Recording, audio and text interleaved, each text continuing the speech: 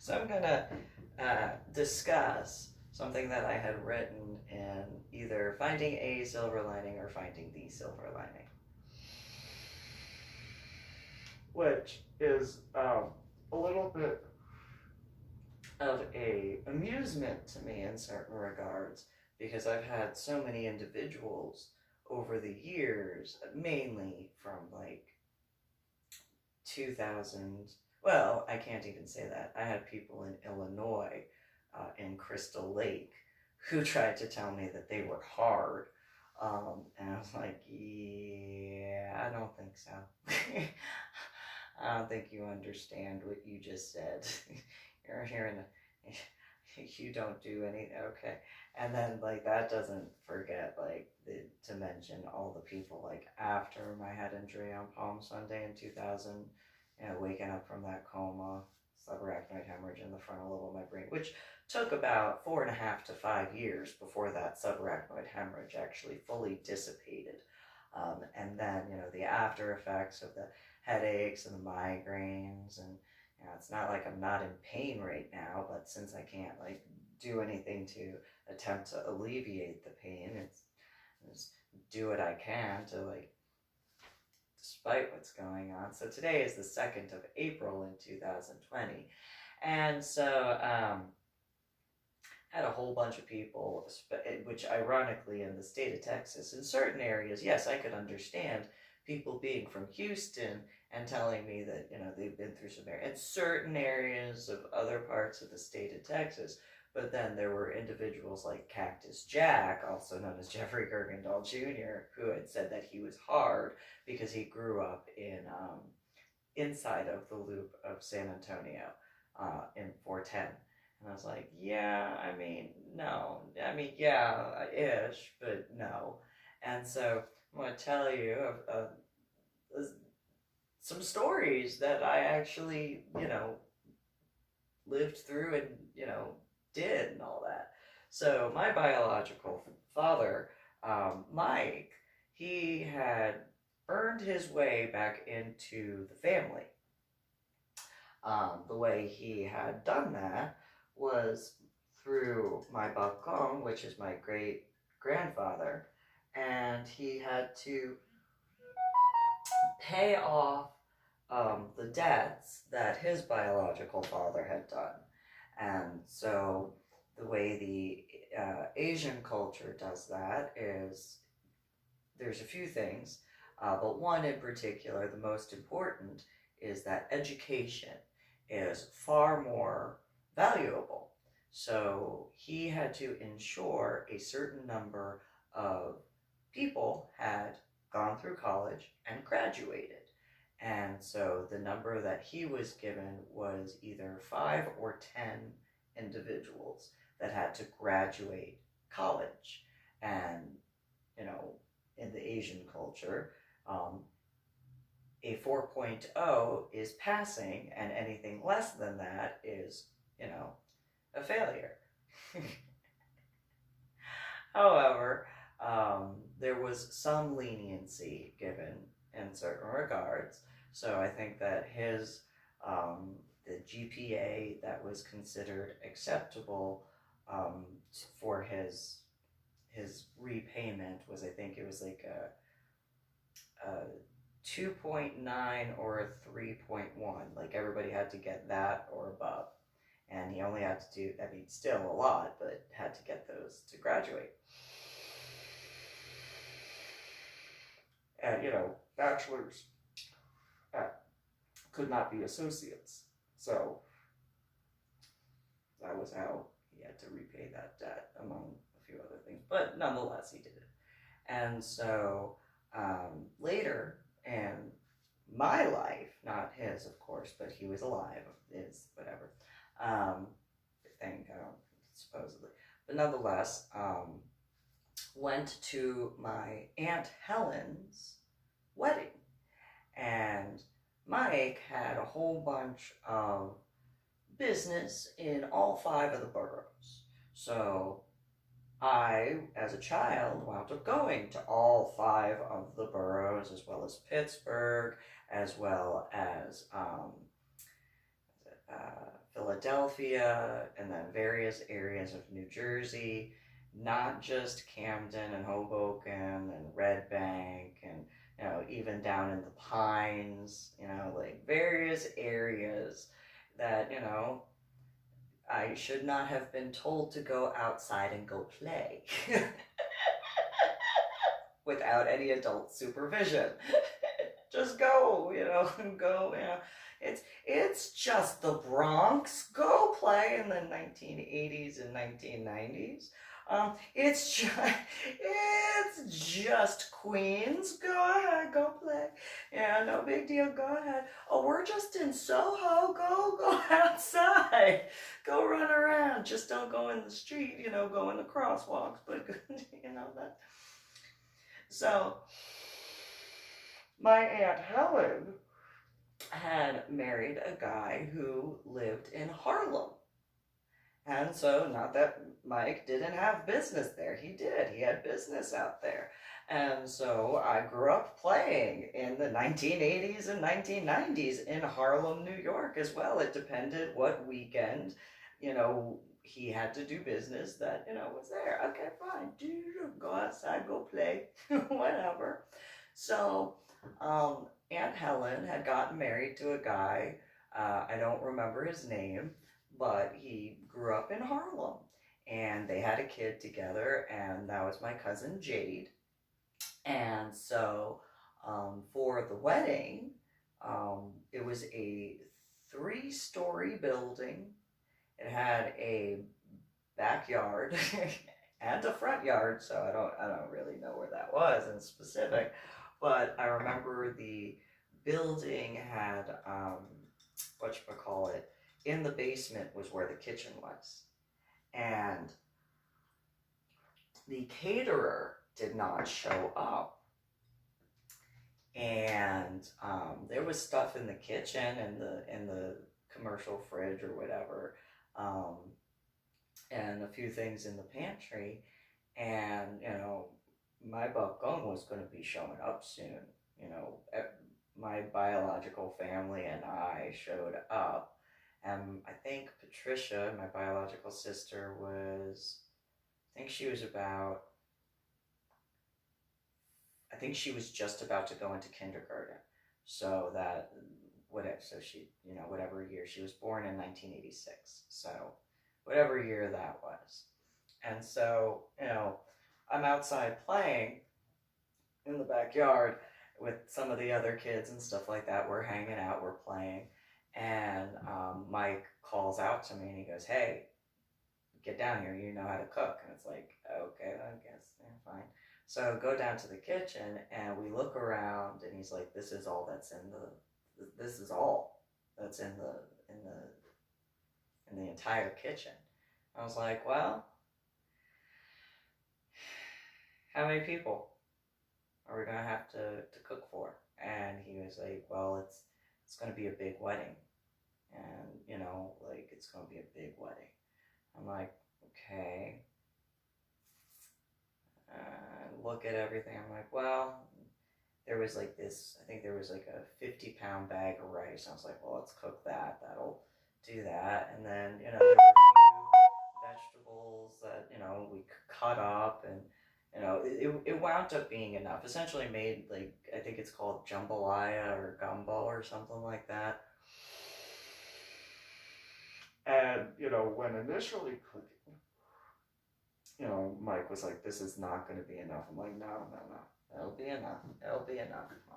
I'll make it be enough. And so he was just like, all right, well, whatever. And so did everything, got everything cooked up. There was a couple pieces of steak. There were a couple things of fish. There was like 1 or 2 pounds of bacon, and that was it. Like, it realistically should not have been able to fill everything up, but did. And so cooked everything up, and then I was like, oh, look, there's a little bit of flour. And he's like, okay. And I go, look, there's a little bit of cornmeal. And he goes, okay. I'm like, we can make some cornbread. Do that, mix it together. Get, for whatever reason, there was a whole bunch of butter. And I was like, well, that'll work. I'll make that all go together and do all sorts of stuff. There were like 2 or 3 jars of honey, and I was like, just add it to the mixture and stuff like that. And then, you know, drizzle a little bit on top after taking it out of the oven and stuff. And, you know, did that. And I don't know how many people were in Aunt Helen's husband's side of the family. But there were a lot of people, and then there were the people from, well, there was Aunt Helen, which was, well, technically my great Aunt Helen, but just called her Aunt Helen. And then there was Aunt Linda, who was actually my aunt, her husband Phil, their daughter Catherine, and then my biological mother and biological sister, my buckum and my buck poo. And that's all I really remember from that side. Like, the rest of the people were, I think, from Aunt Helen's husband's side of the family. And so that whoever was there was whoever was there. And so cooked everything up, and then found, like, somebody ran to the store and was able to find, like, some chicken. And I was like, okay, well, we can make do with that, you know, make a few, you know, do what we can to, like, make enough for everybody. And luckily, yes, there was the wedding cake that wound up showing up, but, like, everything else, like, the whole meal had to be made essentially from scratch. So go and finish it up. Luckily, I had a change of clothes and an extra change, so it was like, okay, you know, obviously I didn't cook in the outfit for the wedding reception, but did everything, got everything cooked up and everything like that. And, you know, nobody helped realistically. I mean, there were a few people that tried to, and it's like, no, like, I got this, like, I'm the way I am. And so they're like, all right, little girl, you go do that. And I was like, I got this. Like, I got it. And so, you know, I think at the end it was like 200 or 300 people that wound up showing up, because it was like the husband's immediate family, and then, like, their cousins, but then, like, grandparents and aunts and whatever. It was what it was. So, you know, the whole wedding reception goes off without a hitch, essentially, you know, minus the fact that the caterer didn't show up, but, you know, there was food for everybody. And so when my buckum showed up, you know, he was like, okay, who cooked? Because this wasn't what was, like, paid for. And, you know, everybody was like, well, you know, we don't know who cooked. Like, we know somebody cooked, but we don't know who cooked.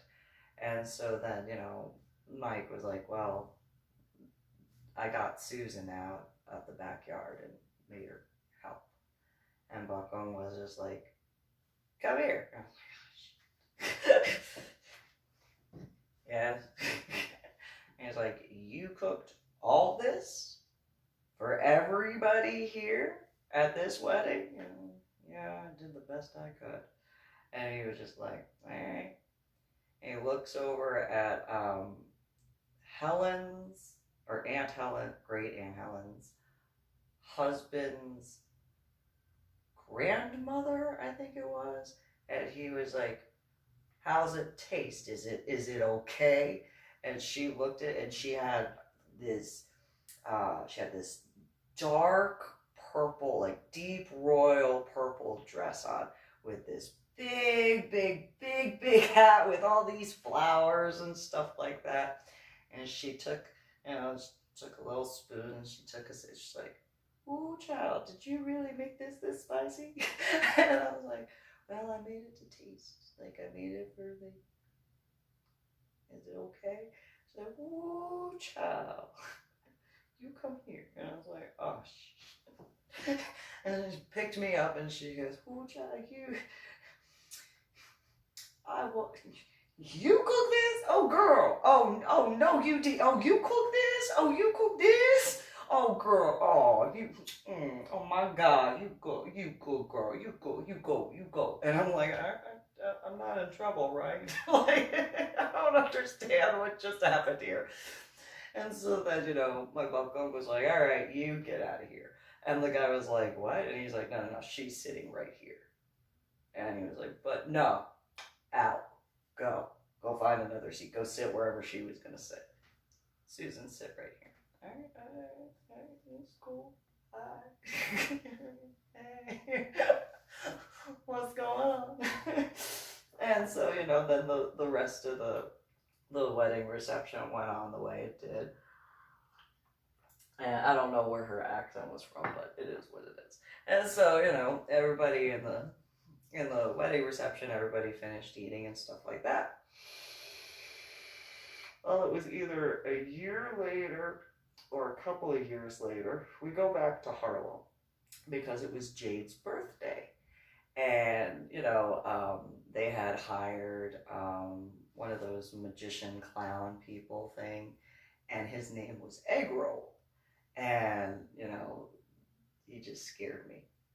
Oh, he's like, there's that movie It, and that's kind of what he looked like his face paint and stuff. Like, ooh, he was scary. Oh, he was scary. And so, he did a whole bunch of like tricks and stuff like that. And then he lined all of the children up and he took a toothpick out and he took everyone's arm and he's like, look, I could do this magic trick.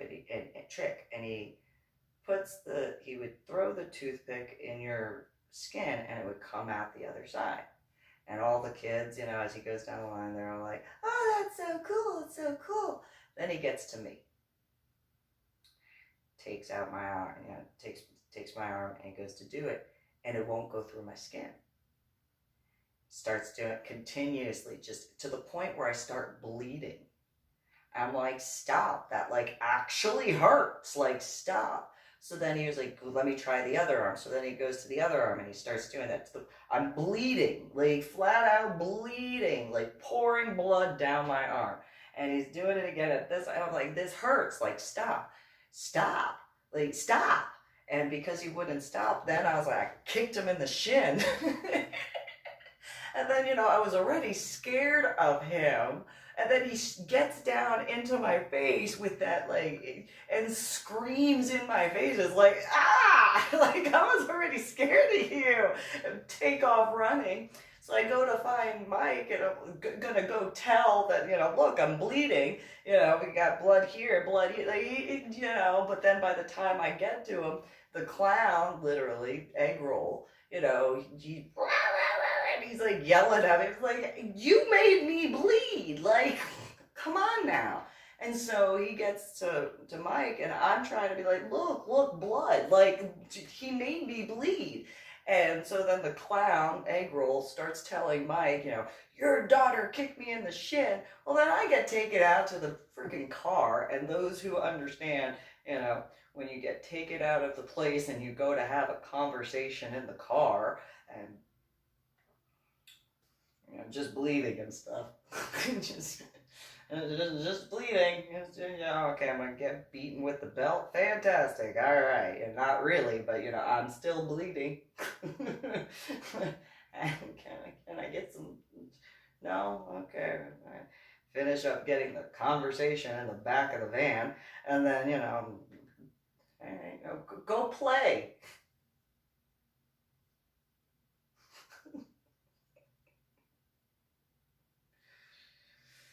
I mean, I only got blood dripping down my arms because the toothpick that wouldn't go through, and now you just literally beat my hand. But okay, go play, go have fun. Yeah, okay. I don't know how I'm supposed to have fun. My ass hurts really badly. I'm not gonna be playing very well, so I guess I'm gonna. Oh, go play basketball with the guys? Oh, sure. Yeah, okay. But, nonetheless, then, the rest of the birthday party happened and stuff like that. Get in the car to leave New York, Harlem area, to go back to New Jersey. Did what I could do to heal the wounds, And I mean, they were thick. I mean, it was like, like about that, like half an inch to like 3/4 of an inch, because he would, and both sides. It's like, yeah, okay, yeah, no big deal, yeah. So then, after going through the Holland Tunnel, for those who know know that drive, after leaving Harlem, okay, going through the Holland Tunnel, once we're back into New Jersey, then is when Mike looks in the rearview mirror and says, "So, you want to tell me why, I had to listen to the clown egg roll tell me that you were a horrible child?" I kicked him in the shin because he made me bleed.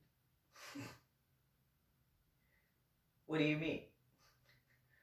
So he was doing a magic trick. I know there are people who have gone through similar experiences. Not that it's funny, but can laugh now, because not in that situation any longer. And so I was like, yeah, so there was this magic trick where egg roll was, taking a toothpick and got it to go through every other child's skin, but it wouldn't go through mine. And so he made me bleed in my left arm. And then he got mad that the toothpick wouldn't go through. So then he grabbed my right arm and he started doing that there. And when, I just started bleeding some more, in my other arm, it hurt because, he made me bleed. I had to pick out the splinters, by the way. And so, had to dig those out of there. But, I mean, then I kicked him in the shin, before I could dig the splinters out, because you told me to go play in the yard with the guys after you beat me in the car. Like, I had to dig those out of there because that hurt some more. And he was like, "Wait, what? He made you bleed?" And it's like, yeah, I tried showing you. I tried showing, like, do you see, like, I still haven't fully healed, like, it's almost healed, but, had to do that, so, yeah. Well, I'm gonna turn this car, why are you gonna turn the car around now? To go back to Harlem for what? Like, the birthday party's over. But I'm still bleeding. So, I mean, I'm still doing what I can, but, if you ever see egg roll, handle that. That'd be cool. But, just say it. Like, it's a little late to want to turn the car around. We're kind of, on the turnpike, Already went through the Holland Tunnel. Like, just saying, we're a little bit further than, just being able to turn around and be there again. Just saying. So, for all the individuals that I knew over the years that were like, oh, I'm so what? Yeah, oh, okay. Would you survive? Don't tell me you're hard then. Don't tell me that, because I'm not gonna believe you. I'm not gonna believe you. And then there were the ones that were like, "Oh, I'll prove to you."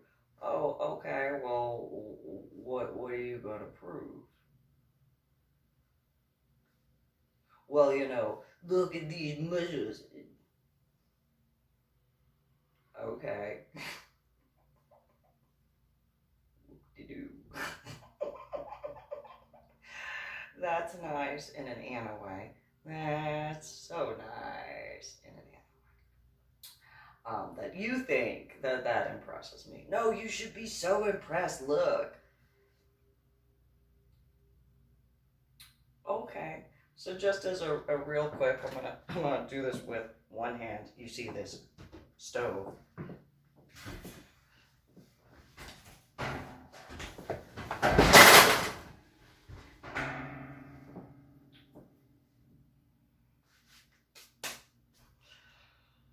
I don't have big muscles, but... And I'm in heels and a skirt. I don't know. Why wasn't I impressed back then when I was told that other people were so hard? Have a good one.